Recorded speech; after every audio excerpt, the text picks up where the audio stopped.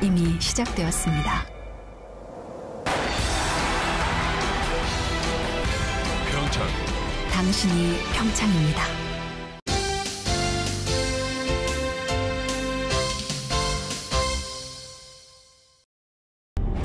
너 여기 어디냐고 물었지? 너 그거 가지고 걱정하니?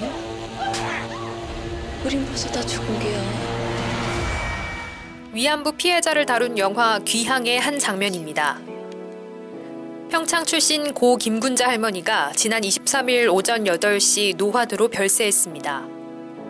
끝내 일본의 사죄를 받지 못하고 눈을 감은 김 할머니는 17세 때 중국 지린성 훈춘 위안소로 강제 동원됐습니다.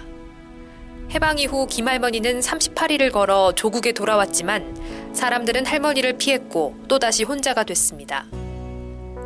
이후 98년부터는 경기 광주의 나눔의 집에서 지내면서 정부로부터 받은 배상금을 모아 아름다운 재단 등에 기부하기도 했습니다. 김 할머니는 지난 4월 본사 평화의 벽 통합의 문 캠페인에 참여해 모두가 축복할 수 있는 평화 올림픽을 바란다며 고향인 평창에 대한 애정을 드러내기도 했습니다. 김 할머니는 또 생전 기회가 되면 올림픽 때 꼭 한번 가보고 싶다고 말하기도 해 안타까움을 자아냈습니다. 도내 곳곳에는 위안부 피해자 할머니들을 잊지 않고 아픈 역사를 되새기기 위한 소녀상 건립이 한창입니다.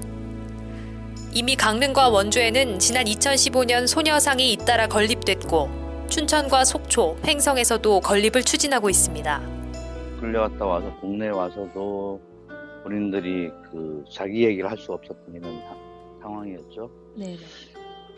그래서 그분들의 명예회복 이런 부분이 일단 1차적이고요. 이번 제국지에 이렇게 만행에 대해서 본인들 아직 사과하지도 않고 구체적으로 사과하지도 않고 이렇게 한 부분인데 역사적 사실에 대해서 우리가 기여하고 있어야 되겠다고 하는 부분 하나고요. 전쟁이라고 하는 과정 속에 일어난 인권의 문제이고요.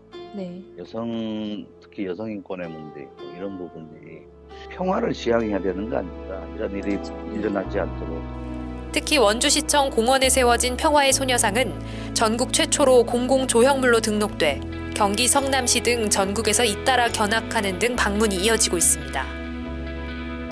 그 밖에도 최근 강원도청에서는 위안부 피해 할머니 닭종이 인형전을 열고 위안부 피해자 할머니를 잊지 않기 위한 작은 퍼포먼스를 진행했습니다. 춘천 여성회와 춘천 여성민우회, 강원 여성연대, 한지문화연대 등이 함께한 인형전에는 기억, 치유되지 않은 아픔을 주제로 한 닭종이 인형 30점이 전시됐습니다. 강원 도민TV 송혜림입니다.